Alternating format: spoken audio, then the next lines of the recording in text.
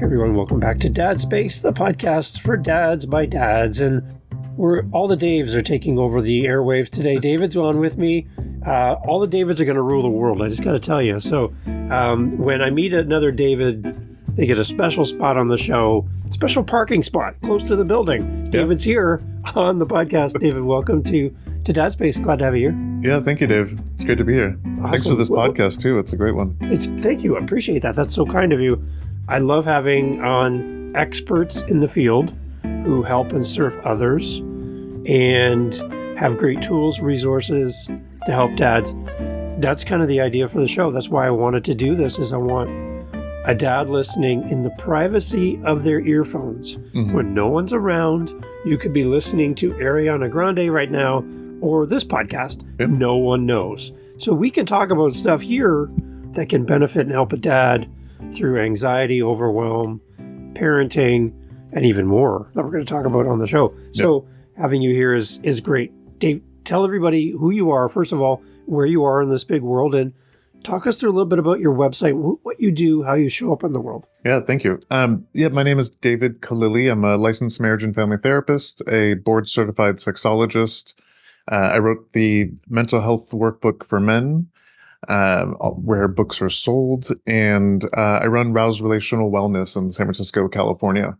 And Rouse Relational Wellness is a couples and sex therapy practice serving people in San Francisco and all of California, where we work a lot with a variety of different couples and people of all sexual identities to help them reduce shame and anxiety about who they are and how they love.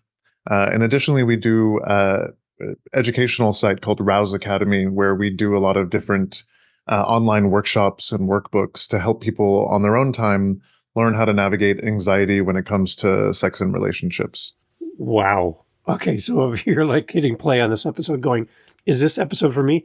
I know your phone is now in your pocket because you're here for this whole episode because you're excited to hear David on the podcast.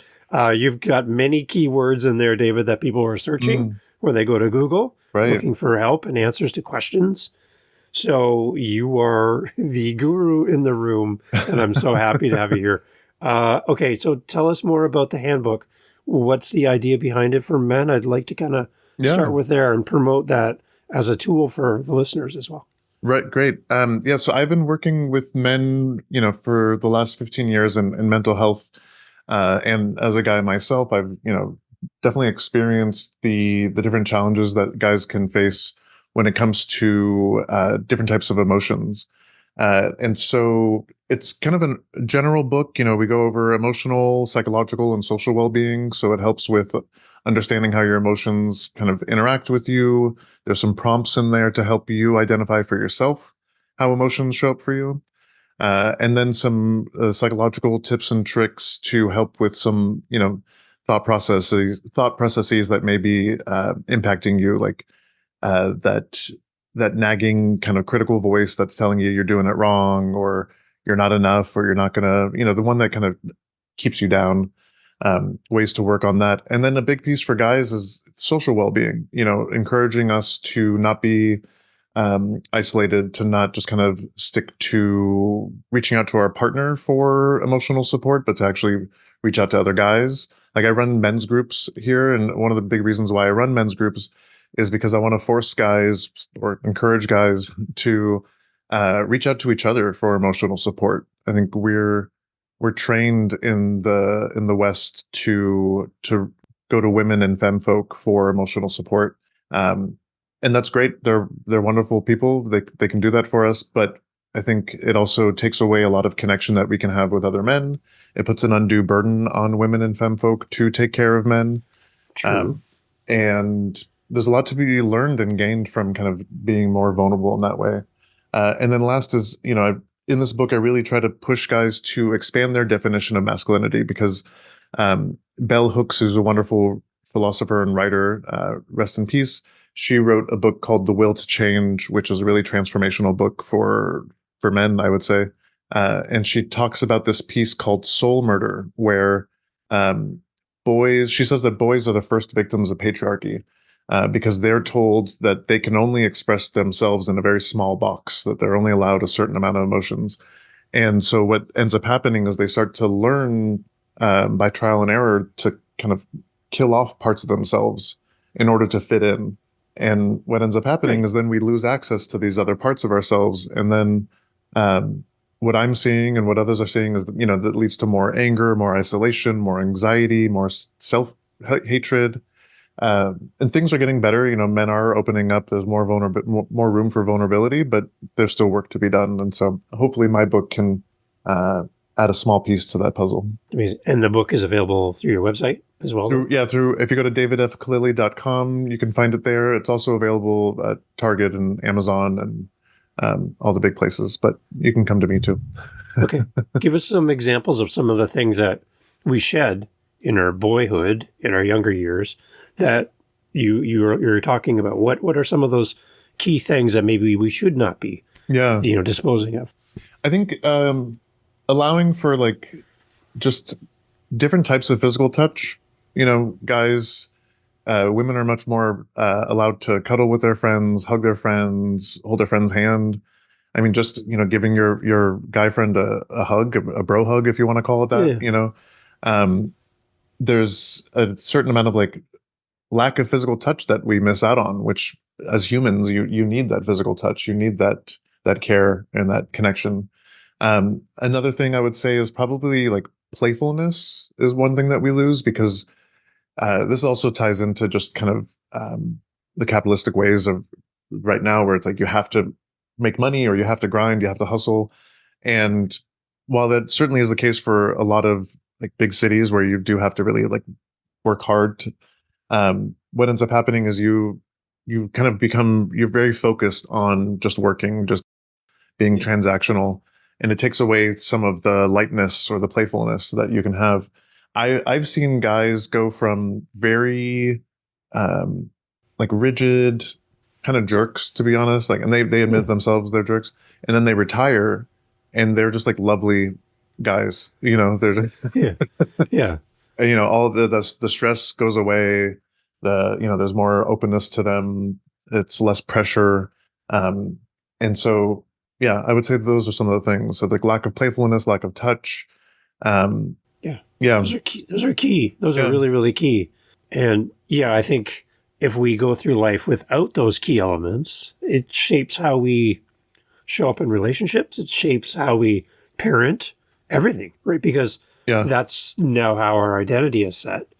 And it's kind of been set for us before we had a chance to have input in that being set for us. Yeah, right. Interesting. Okay. So for your working with couples and everything, what are you seeing as some of the current trends in relationships as people come through and speak with you and work with you? You're seeing some commonalities kind of post-pandemic world as we've all gone through this major change in how we do show up in life. What kind of stuff are you seeing manifesting in relationships right now? Yeah, I'm seeing people that did a lot of change on themselves, or just personal growth throughout the pandemic or after the pandemic. And then some issues where maybe they're realizing that maybe not that the relationship is not right for them, but just I'm at a different place, my partner's at a different place, and needing and deserving time to kind of reconnect and redecide, not necessarily on should we stay together, but what's our relationship like now that we have kind of different lives, different perspectives, different values. It's been interesting to kind of see that be point to as one of the big things is, after things opened up, I started to, go to do my own things more often and kind of learn about myself a bit more. And I'm realizing, oh, I've changed in some ways. And so I need to actually kind of check in with my partner to see, where they're at in their life. Another piece is related to whatever's going on with our economies. Is it inflation? Is it not? But whatever is actually happening is that people do feel stressed out about money and getting by, and helping couples differentiate between, is the stress coming from in the relationship or is it outside the relationship seeping in? And I think that's a hard one to decipher, especially if you're parents or new parents, if you're trying to run a business and new parents, if you're, the layers can get kind of wacky in there. It is sometimes really hard to distinguish where where the pressures are coming from. And I think that's one way to kind of find a solution. Do you help them kind of establish and identify kind of this is if it's internal, external, and kind of how do you do that? Yeah. Sometimes it's just by me, as the couples are talking and I'm chiming in, I like to help with labeling, like, oh, okay, that sounds like an issue from work, and or I'll label the kind of communication issues or things like that. And then a good exercise that even just listeners at home can do is just to take a piece of pen and paper and write down just all the stressors you have, just kind of brain dump, and then color code, this is a work stress, this is a family stress, this is partner stress, this is whatever, health stress, whatever it may be. Then you have like a visual representation of what's going on for you in that moment, or in your life. And then when you're having your argument with your partner, building in the capacity in it. And I say building in because it takes practice, but building in the capacity to pause and say, wait, okay, what are we actually arguing about? Or why do I feel so amped up? Is it because the dishes aren't done? Or is it because my boss yelled at me today, or whatever it may be? Right. Yeah. Yeah. So the one other thing on top of all the great thing you do to help couples, we're going to get into more of that, is on top of that, you're a dad, which is great to be on the podcast. Can you tell us a little bit about your dad's story too? I'd like to, because I think that would shape a little bit how you show up in the world. Knowing a little bit about your story as a dad, I think that would kind of to help us as listeners as well to understand where you're kind of coming from in life as well. Yeah. No, I would love to. My kid is 2.5. I have one child. And I love being a father. I've wanted to be a father for a while now. It's been something that it hasn't been a question for me. And actually gave his middle name after my father, who passed away about 10 or 12 years ago. And I don't know how much of this is me just wanting to believe it, or, but seeing kind of qualities of my father in my son, and also just saying, I think that's a big piece of my mission, is to let my kid know about his grandfather that he's not going to meet. Yeah. And the great qualities that my dad had that I hope can influence my kid. And then, so my kid was born in 2021. Luckily for us, it was not during a time where there had to be too much COVID precautions. So that was, I could be there during the labor and birth giving. But then we left the hospital 2 days later. And right before we were leaving the hospital, he had this very weird scream. And his eyes kind of did this weird thing, kind of became like wall-eyed, and he was getting a little gray. And we told a nurse, we told the head nurse, we told the pediatrician, we told another nurse, hey, he doesn't look so good. What's going on? And even one time when he screamed, one of the head nurses that was there, she said, wow, in my 20 years, I'd never heard a kid scream like that before, which freaked me out. And I was like, well, can we do something? And she's like, well, let's see. And, okay, his heart's fine. And we have a pediatrician appointment tomorrow morning, so it'll be okay, because he was slightly jaundiced and, which is pretty normal. But, and so we discharge, we go home, we drive home, and he's still not acting right. We're sleep deprived as all heck. And one moment we were like, okay, let's put him in the crib so he can go to sleep and we'll take a nap too. And my wife said, you know what, I'm going to breastfeed him and just hang out with him and take care of him. And I was like, okay, great. And then I'll always can hear this, but she said my name in just this very particular way. And I went up to the room and she held him up and he was lifeless. And she lifted up his arm and it just dropped. And I was in shock and denial. And I was like, hey, buddy, what you doing? Which kind of surprises me that I had that reaction, but I understand why. And we called 911 right away. Derek, the 911 operator, walked us through CPR, and luckily the chief of the county fire department was 2 blocks away from our house when the call came in. And so he showed up 2 minutes later, and a bunch of paramedics and firefighters and police showed up, and they ended up having to do CPR on him for 32 minutes until he came back. And it wasn't until by that point they had brought him to a hospital um, and revived him.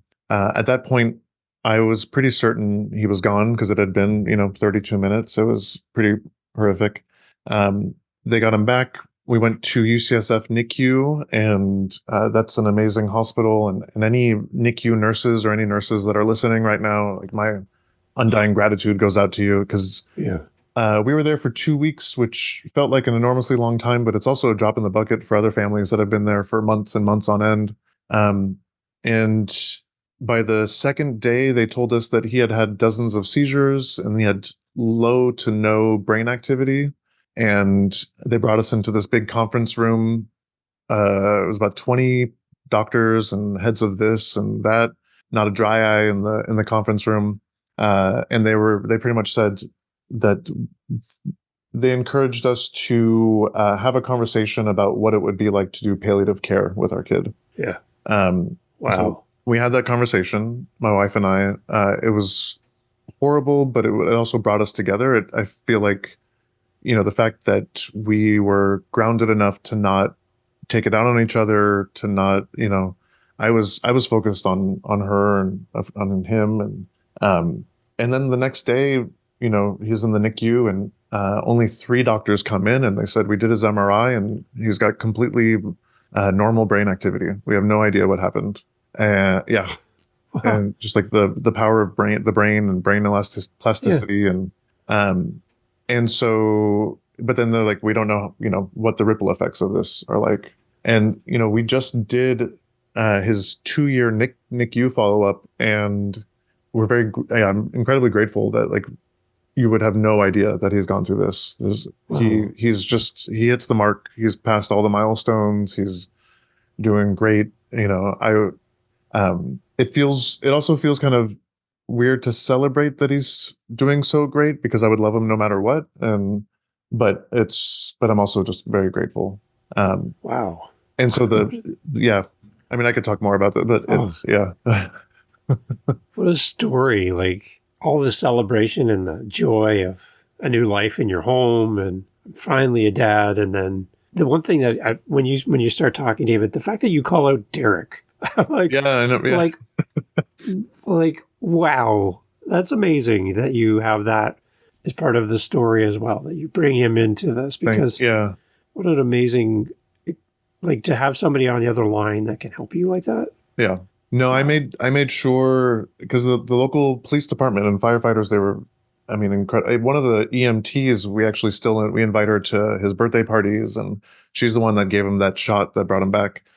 But I think it was the week that we were in the NICU, I called the police department and I said, is there a way to let Derek know that my kid's okay? Because I have friends who have family members that do that 911 dispatching, and I know first responders, and they all say that one of the hardest parts is they don't know what happens. They just they do what they can, and then they're off to the next job. And it's just there's just a lot of unfinished experiences in their minds.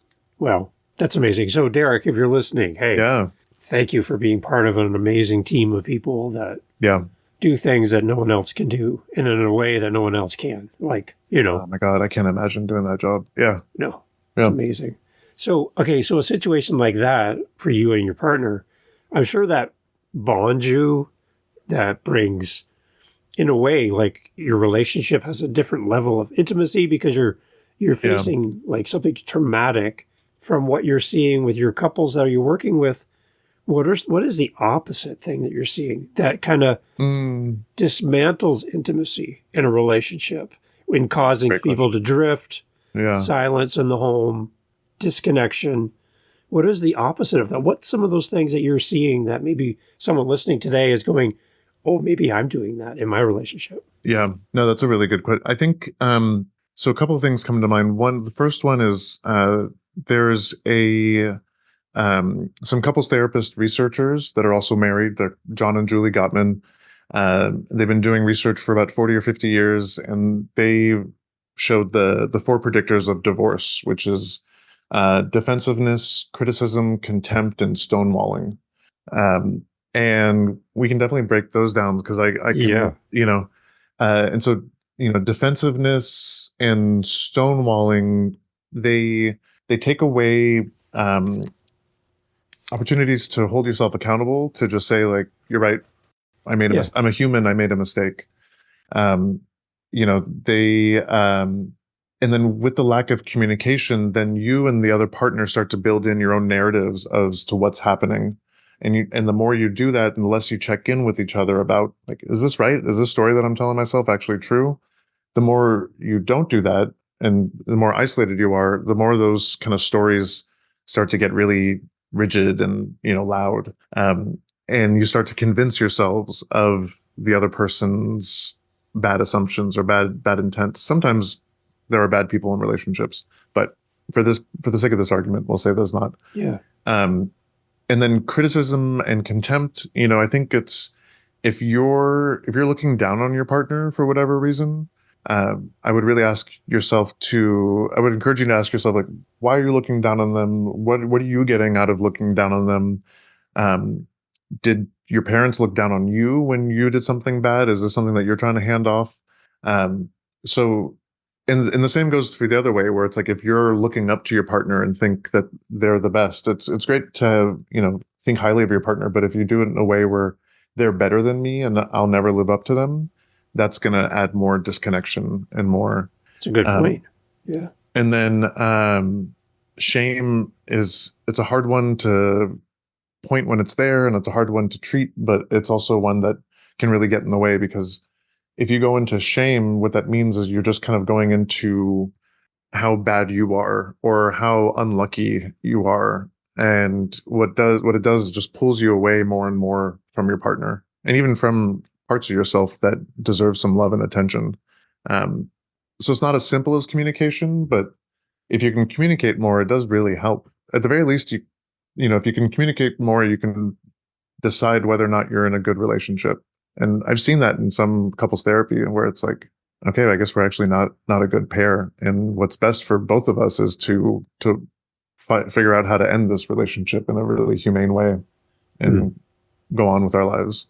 So around intimacy, then the topic leads to sexuality and was in our relationships.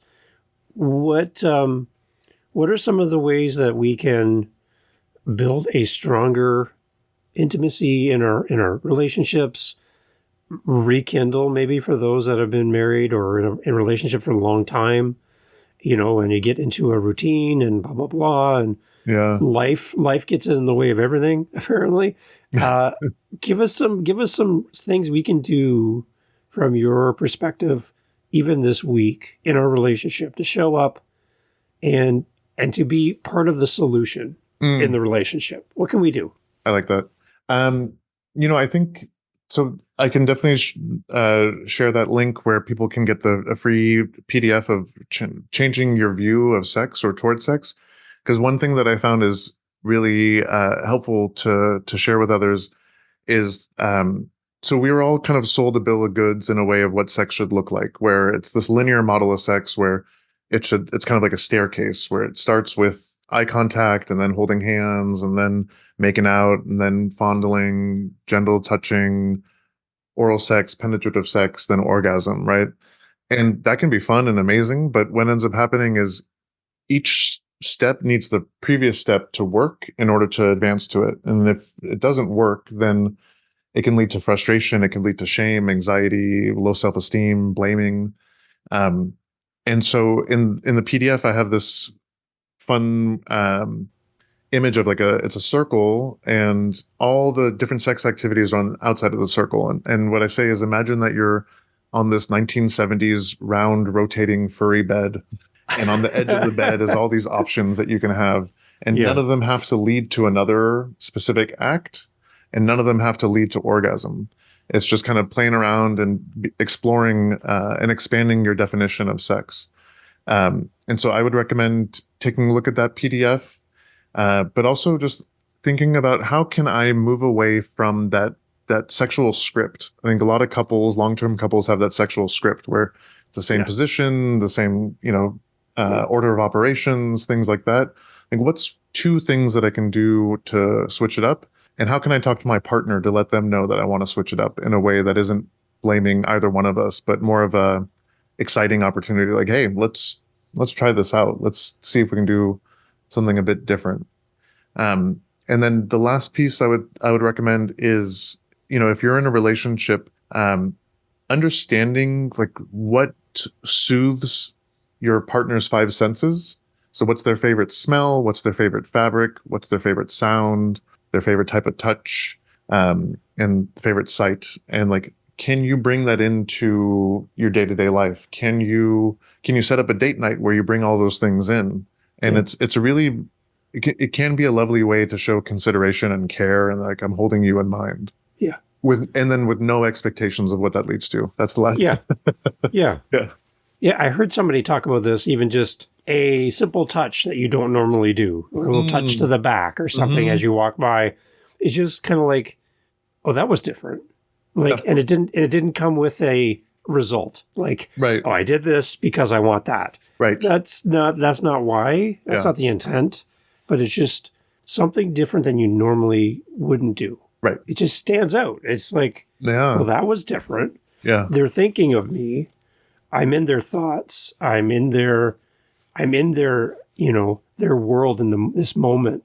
That means more to me than an act, right? It's like, there's something special about the fact that I'm part of your thoughts right now. Yeah. Right. I mean, and I think we love to know when we're considered by our partner, and our partner wants to know that too. And I think especially with long-term relationships, it can be easy to just kind of be in the day-to-day habits and, patterns and routines and not reconnect with them. And there's one couples therapist, Stan Tacken. He encourages couples to actually take a minute or so and just look into each other's eyes, because he's found that more often than not, couples in long-term relationships actually don't look into each other's faces as much as they used to. And they start to have like a mental image in their mind of what their partner's face looks like, but that hasn't been updated in a while. We're just kind of roaming around our apartment or house. And so taking that time to actually see how your partner is aging a little bit, see how your partner's changing. I think it's beautiful the way that my wife is aging. And, she doesn't like to hear it when I say it to her, but but I like to notice that. I like to notice, like, okay, in the last 10 years, we both have changed, and here's some physical ways that we've changed. Isn't that beautiful? I can be sentimental though. Oh, yeah. and we've grown in the process as well. We're different people than we were 10 years ago. Yeah. So celebrate that. Yeah. Right. Because we have the length of time we've been together, and we've learned from each other, and we've been there to support each other in those traumatic days, like when your child was so young, but in the little things too, we were there to be part of that story. Yeah. We're building the story together, right? It's kind of like that movie. Yeah. Right? We're all acting in the same movie. And I love that. And I mean, and that's a big thing to go back to my kid, when he's old enough to understand. I think one of the big takeaways that I'm going to give him is just the community that was involved, that wrapped around him and came to support him, to support us, to really make sure that he's healthy and thriving as best as they can. I think that's like he has an amazing story that he's going to write someday. Yeah. Which is, that is great. Is there anything else that, as dads, specifically for Dad Space here, that we can kind of hone in on to maybe help a dad that's listening? The one thing that I've heard some people talk about, David, is the fact that there's kind of a little bit of identity crisis for men, where in all the different stages of our relationship, we're being asked to give a piece of ourselves in the relationship to our partner, and then a piece of ourselves as a father. And then at our employment, we're given a piece of ourselves there. We're giving away chunks of who we are. Yeah. And then struggling in the silence of our alone time as far as, well, who am I? Yeah. After all this stuff about giving and giving. And then the other part of it is just the overwhelming sense I'm hearing from dads just around loneliness. Yeah. And the struggle with, my friend's circle is shrinking. My community's getting smaller. The pandemic changed everything for me. Yeah. My social life is different. There's so many different elements that make things just seem to get smaller, lonelier, and a little bit of an identity crisis. Anything you can kind of help talk us through, or a resource, something that we can discuss that would help a dad or a man in that situation? Yeah, I think, for the giving pieces of yourself, if you can, when you're feeling drained or, kind of asking yourself why, I think reminding yourself the why that you're doing this. Why am I giving a piece of myself to my family, to my work, and that way it helps with some sense of control of like, okay, no, this is something that I do want. This is why I'm doing these things. But then on the balance of that is really identifying like how you can care for yourself. What are the hobbies that you want? What are the interests that you have that you can dedicate, and how can you advocate for yourself to be able to have that time for yourself, but also to show up for the responsibilities that you want or for the roles that you want in your life. And then I think the losing friendships can be a tricky one because there can be so much involved in that. And one thing that I hear about from guys is this experience of like, they don't want to disappoint others or they don't want to be disappointed themselves. And so then they pull away from a relationship. So their friend or new friend says something that they didn't really agree with, or they felt like was kind of upsetting. And instead of talking to them about it or finding a way to talk about it, they just stop hanging out with them. Or they try to hang out with some guys and it kind of falls through and they get frustrated and then they stop trying. So I think if there's a way where you can continue trying to get your needs met in a healthy way, in a honest way, I encourage you to do so, because if you don't try to get your needs met in a healthy and direct way, you're going to try to get them met in an indirect and unhealtty way that's going to work against you. Yeah. And I'm being vague here because I'm thinking about like all the possibilities that can be in this. Is it like impulse control issue? Is it relational trauma? Is it avoidant attachment? There's so much things that can go on. But what I do see a lot is like, well, I tried that and it didn't work, so I'm not going to try again. When it comes to socializing or reaching out to friends, and like, it's going to be awkward. It's not going to work great every time. Allow yourself to have false starts with new friendships. Allow yourself to be paired up with the other dads just because your kids are friends with each other, and make the best of it. Try to find something that you can connect on. And then the other thing that it's kind of related, but the more you can understand your nervous system and how you react to loud noises, to sleep deprivation, to, it's the whole like fight, flight, freeze, or fawn. What is, understanding how do you normally react to stressors? Do you fight back? Do you just shut down? Do you avoid and run away? None of these are good or bad answers, but it's good for you to understand how you react in these situations, especially if you're like a newer dad like myself, where, my sleep is not always great. And there's lots of opportunity for me to react in ways that I don't want to react. And so if I can kind of check in with myself and say, okay, how fried am I right now? Yeah. Right. What's my capacity, right? Like, and then I can go into hanging out with my kid knowing, all right, I'm a little on edge. And so I'm going to try to meditate beforehand, or I'm going to take him on a walk so that we're both doing something active. Yeah. I think that can go a long way, because just our nervous system is a powerful force. And when we're sleep deprived and wiped out, it's hard to control. Yeah. One of the things I remember saying to my kids when they were little, when they get frustrated or something was going on, I would tell them to use their words. Like, tell me what's going on. Don't just get upset, but use your words. And I think for men and for dads, I think sometimes I hear dads talk about the feeling that they don't have a voice in their home or their relationship or community. My question back to them, are you using your words? Yeah. Like, right. Are you speaking up? Are you retreating? Yeah. And then complaining or lamenting on the fact that you've lost your voice. Well, then I'm asking you to use your voice. I like that. And that's kind of the idea behind the podcast was I want men and dads to connect with people like you who can help them in their relationships to get better and find that intimacy again. Maybe that's one of the key problems for them is they just feel disconnected. Yeah. and having somebody like you through your resources and working with you directly, they can then get reconnected, and that could change the whole course of their life, their home, their family, their kids. Yeah. Their story could be changed just by, having a resource like yourself to help them. Yeah. And I just hope that more guys reach out for support from lots of therapists out there. I mean, we do great stuff at Rouse Relational Wellness, but there's a lot of resources out there for guys. There's a point in sharing all this with others. Choose the people that you want to share this with. You don't have to just openly share all your stuff with everyone, but even if they can't offer you a fix right away, just the act of talking about it will be really helpful. And I know you know this, Dave, but I'm speaking to the audience. Yeah. And that's, again, David, the fact that you have time, to do this with me, I really appreciate it. And I honor that. I really want to thank you for carving out time in your calendar to do this and share your wisdom with us.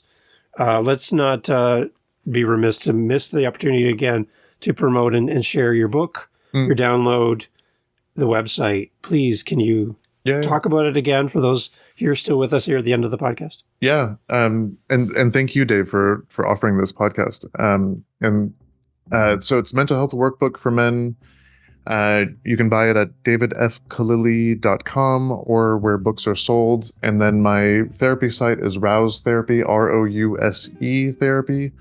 And then the educational site is Rouse Academy. And I'll send you the link so you can put it in the show notes. Yeah. Beautiful. I'll do that. Everyone, all the information, as David said, will be in the show notes. Please go and support David. Buy the book, gift the book, donate the book, buy 10, 20 copies of the book, and just hand them out to people on the street. I don't know, but let people know, because it's a great resource. And David, you've been so kind and generous with your time and your expertise. And I would love for the people listening, please reach out to David. I know he'd love to have a conversation with you and connect with you and help you on your journey as well. Thank you, David. Thank you, Dave. No, thank you for this. I appreciate your time. Hey, thanks for listening to Dad Space today. I'm so thankful that you were here for this episode. If you like the show, please let another dad know. Hey, that kind of rhymed. Anyways, share the episode out with somebody in your circle who would love Dad Space. That means so much to us here for our guests who donate their time to be on the show. And we just want to see this grow. So, again, another rhyme. Oh, wow. Anyhow, I think I need to write a song or something. Thank you for being here with Dad Space. And again, looking forward to the next episode. Look forward to having you here again with us. And if we can help you in any way, if you have a great guest idea for the show, a topic that you would love us to cover, we would love to do that here on Dad Space. So thanks for listening, and thanks for being part of the community. And to you, Dad, thank you for listening, and thank you for sharing Dad Space. Catch you on the next one. Take care.